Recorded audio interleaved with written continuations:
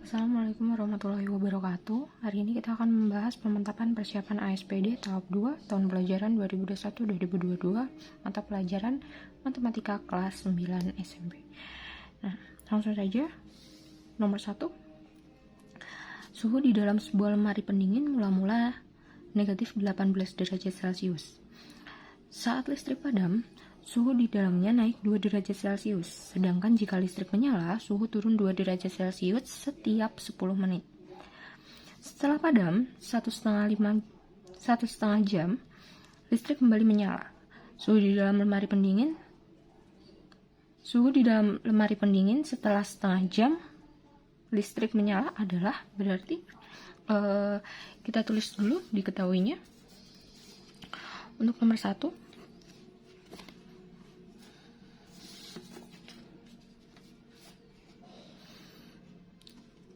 diketahui suhu mula-mula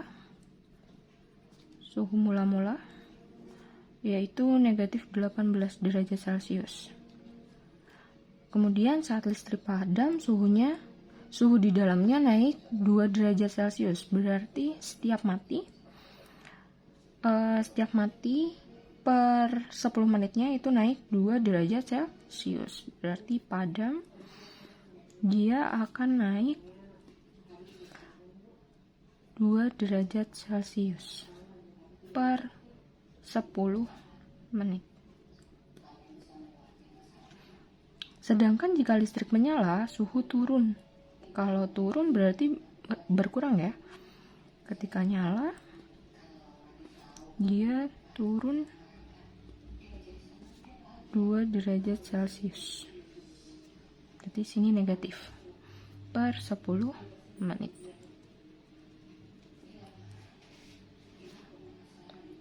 Nah, setelah padam 1,5 jam, listrik kembali menyala, berarti dia padam 1,5 jam.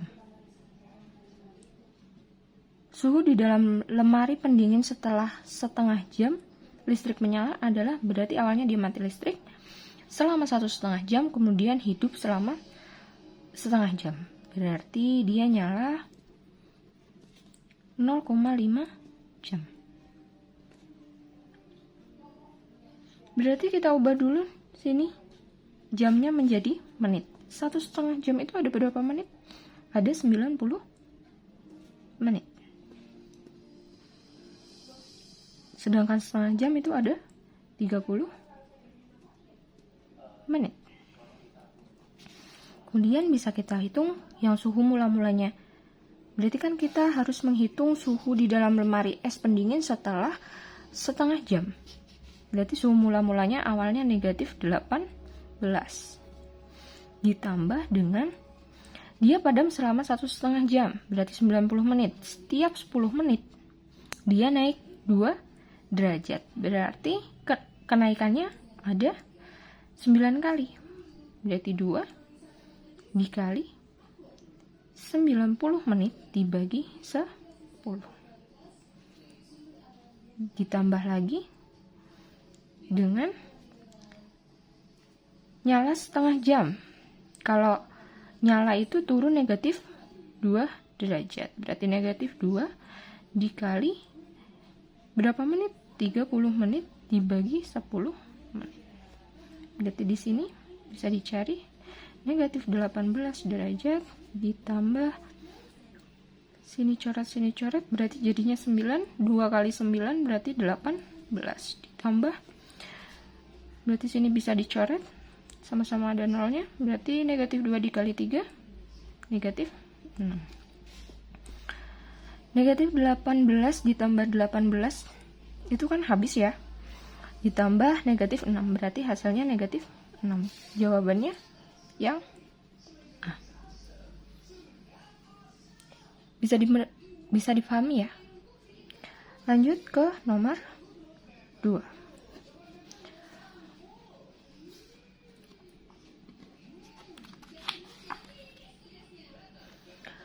Paman akan membagikan sejumlah uang kepada anak-anaknya. Anak pertama mendapat 1/3 bagian. Langsung aja, berarti kita misalkan Oh, berarti paman memiliki 4 anak ya. Sini ada anak pertama, anak kedua, anak ketiga, dan anak keempat. Sisanya sebesar 4 juta disumbangkan ke panti asuhan. Berkaitan dengan keterangan tersebut, perhatikan pernyataan berikut. Nah, kita langsung aja. Total uang total, kita misalkan jadi X. Terus kita hitung. Anak pertama saya tulis A1. Sama dia mendapat 1/3 bagian, berarti 1/3 bagian dari uang total, berarti saya tulis 1/3 X. Kemudian anak kedua mendapat 1/4 bagian, berarti 1/4 X. Anak ketiga mendapat 1/6 bagian, berarti 1/6 X. Dan anak keempat sama dengan mendapat setengah bagian anak pertama, berarti 1/2, setengah kan 1/2 bagian dari A1. Tapi kan A1 kita belum tahu ya berapa, berarti kita bisa masukkan A1-nya 1/3, berarti 1/2 dikali 1/3 X, jadinya dikalikan 1/6 X, berarti bagian dari A4 adalah 1/6 X. Kita sudah tahu ini, berarti kita bisa mencari nilai uang total. Cari nilai uang total bagaimana? Di sini juga sudah diketahui ya sisanya berapa, sisa uang. Sisa uangnya itu 4 juta. Berarti uang total tadi dimisalkan X, berarti X dikurangi dengan 1/3 X ditambah 1/4 X ditambah 1/6 X ditambah 1/6 X sama dengan sisa uangnya 4 juta. Ibarat kamu punya uang berapa, terus dikurangi dengan bagian-bagian si anaknya ini, nanti ketemu sisanya 4 juta. Berarti bisa ya, di sini X-nya aku keluarkan, karena mereka sama-sama punya X, berarti 1/3 ditambah 1/4 ditambah 1/6 ditambah 1/6 X sama dengan berapa, itu ya.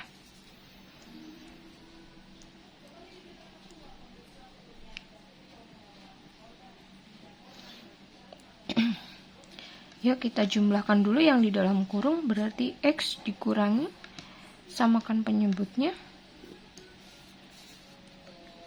Penyebutnya berarti 12. Berarti sini 12 dibagi 3, 1, 2, 3, 4. Ditambah 3, ditambah 2, ditambah 2. Sama dengan 4 juta. X dikurangi 4 tambah 3, 7, 7 tambah 2, 9, 9 tambah 2, 11. Berarti 11/12 X sama dengan 4 juta.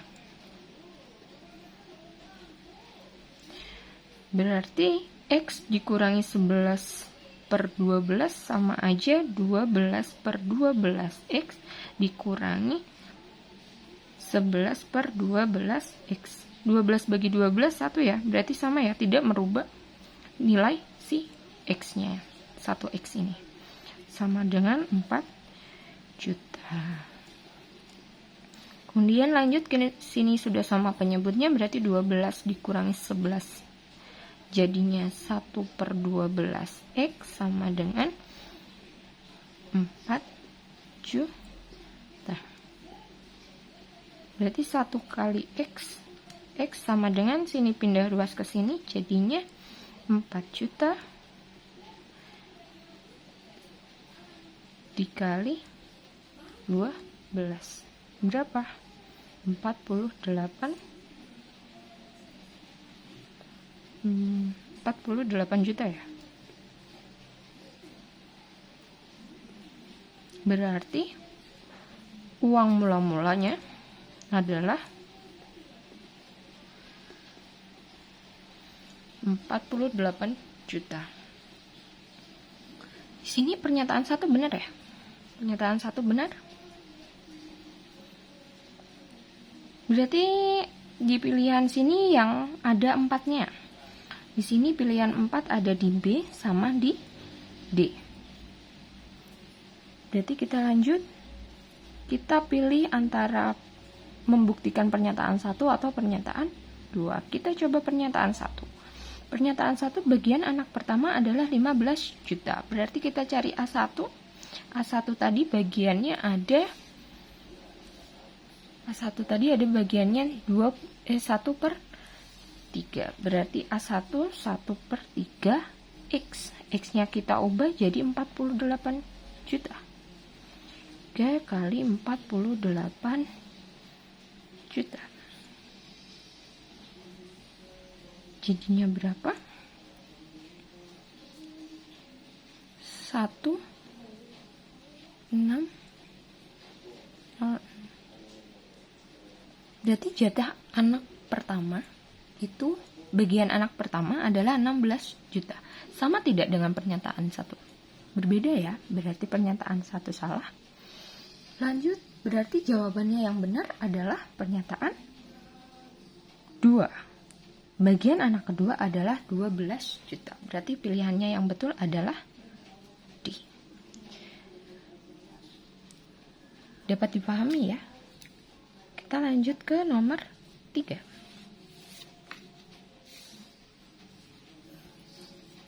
Nomor 3, ini tentang perbandingan. Di sini nomor 3. Sebuah mobil dengan kecepatan rata-rata 16 km per jam dapat ditempuh perjalanan dari kota A menuju kota B dalam waktu 3 jam.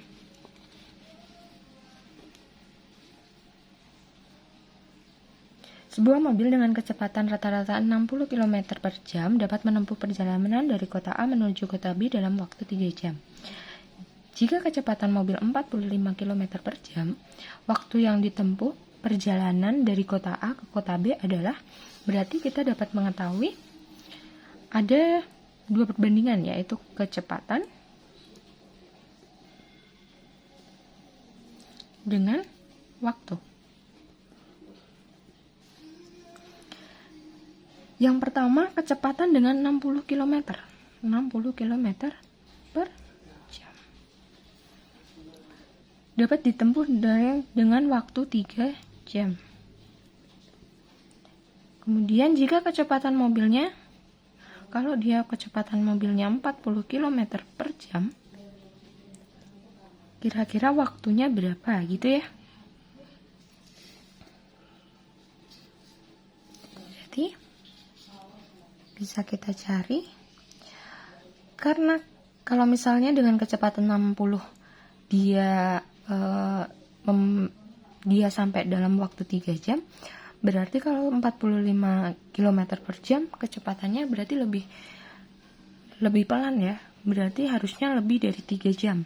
Jadi kemungkinannya antara B, C, sama D. Gak mungkin kalau jawaban yang A itu terpilih. Di sini kita menggunakan perbandingan berbalik nilai. Berarti di sini kita punya perbandingan 60 per 45 sama dengan 3 jam. Ini ya. Ini aku misalkan dengan X. Di sini X.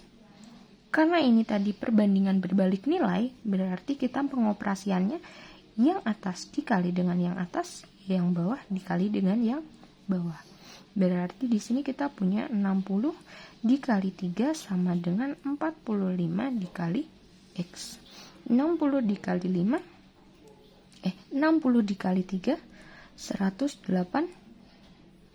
sama dengan 45 kali X.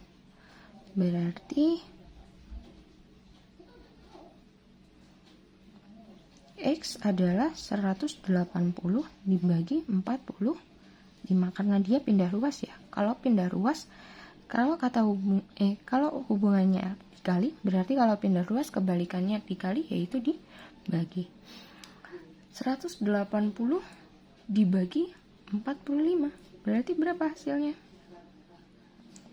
Ya 4 ya, 4x. Berarti waktu yang diperlukan adalah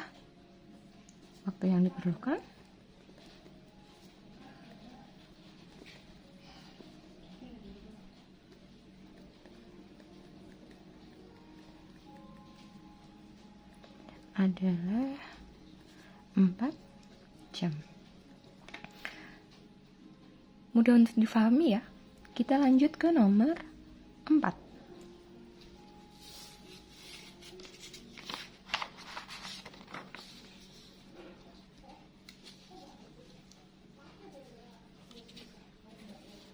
Nomor 4. Diketahui selisih Nomor 4. Diketahui selisih umur ayah dan anaknya sekitar 30 tahun. 10 tahun yang akan datang perbandingan umur mereka adalah 3:1. Berkaitan dengan keterangan berikut, perhatikan pernyataan berikut. Berarti kita cari dulu nilai asli umur ayah dan umur anaknya. Perhatikan perbandingan, ini di sini ditulis perbandingan 10 tahun yang akan datang ya, berarti ini 10 tahun ke depan. Perbandingan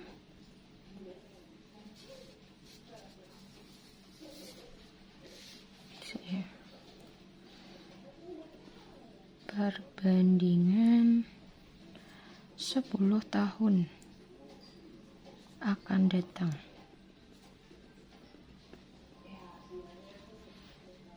Yaitu perbandingannya berapa? Ayah dibanding anaknya. Berarti 3:1. Dan diketahui selisih umur anak dan ayahnya, umurnya yaitu 30 tahun. Kita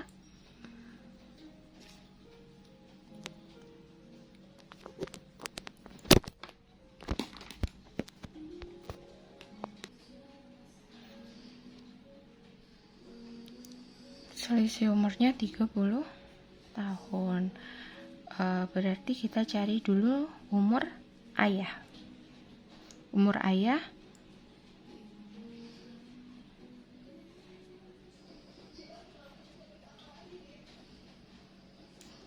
sepuluh tahun yang akan datang, karena dia perbandingannya 10 tahun yang akan datang ya.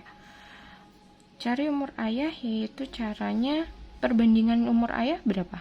3 ya. Berarti kita tulis 3 per, karena yang diketahui selisih umur, berarti kita kurangkan perbandingannya. 3 dikurangi 1 dikali dengan selisih umur yang diketahui, itu 30. Berarti umur ayah 3/2 dikali 30. Terus kita coret sini sama sini, jadinya 15. 15 kali 3 yaitu 45. Berarti umur ayah 10 tahun yang akan datang adalah 45 tahun. Berarti umur ayah yang sekarang adalah 45 tahun dikurangi 10 tahun. Jadinya berapa? Ya, jadi umur ayah saat ini adalah 35 tahun. Ini umur ayah yang sekarang. Umur ayah yang sekarang adalah 36 tahun. Berarti dia salah ya. Kita lanjut cari umur anak. Berarti umur anaknya berapa? Perbandingannya 1, karena dia perbandingan umur anaknya 1 per 3 dikurangi 1 dikali dengan selisih umurnya 30.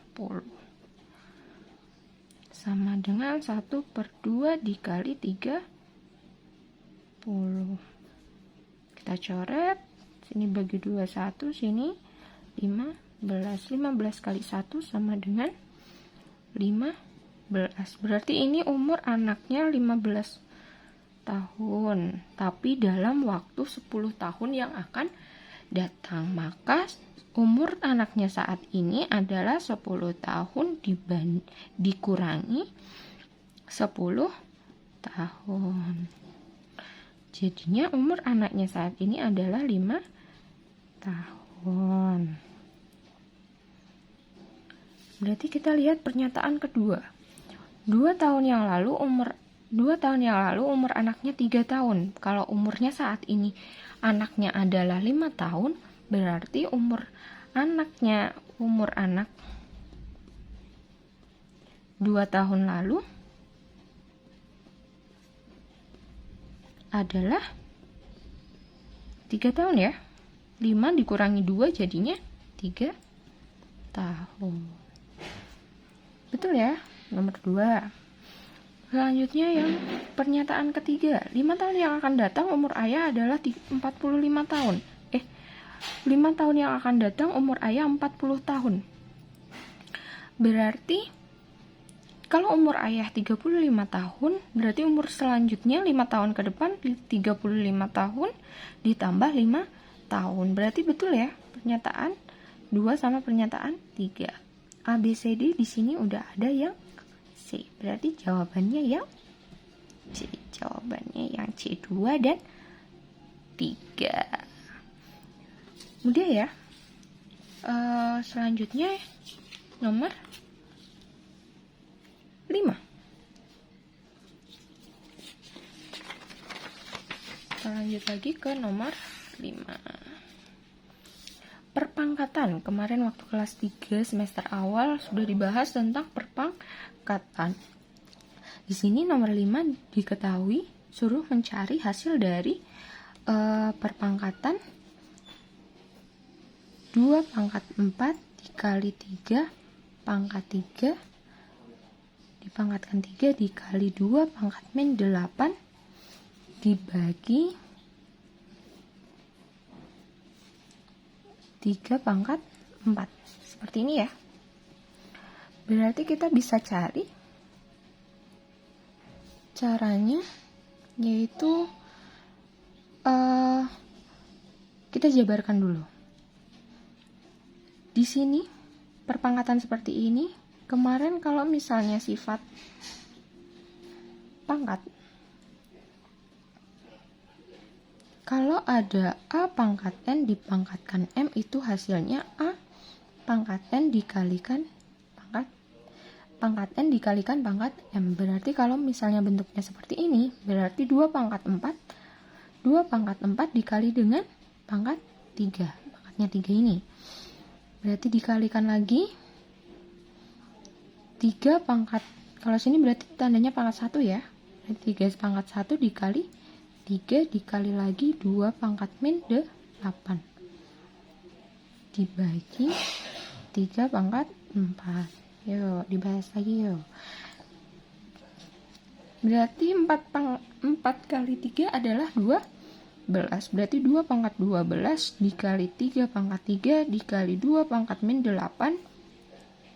Karena ini per itu kan sama aja dibagi. Berarti boleh ya saya tulis dibagi 3 pangkat 4. Berarti masih ingat sifat kemarin, sifat perpangkatan yang ada A pangkat N dikali A pangkat M, jadinya A pangkat N ditambah M. Berarti pangkatnya dijumlahkan. Kalau dibagi, kalau ada A pangkat N dibagi A pangkat M, yaitu jadinya A pangkat N dikurangi M.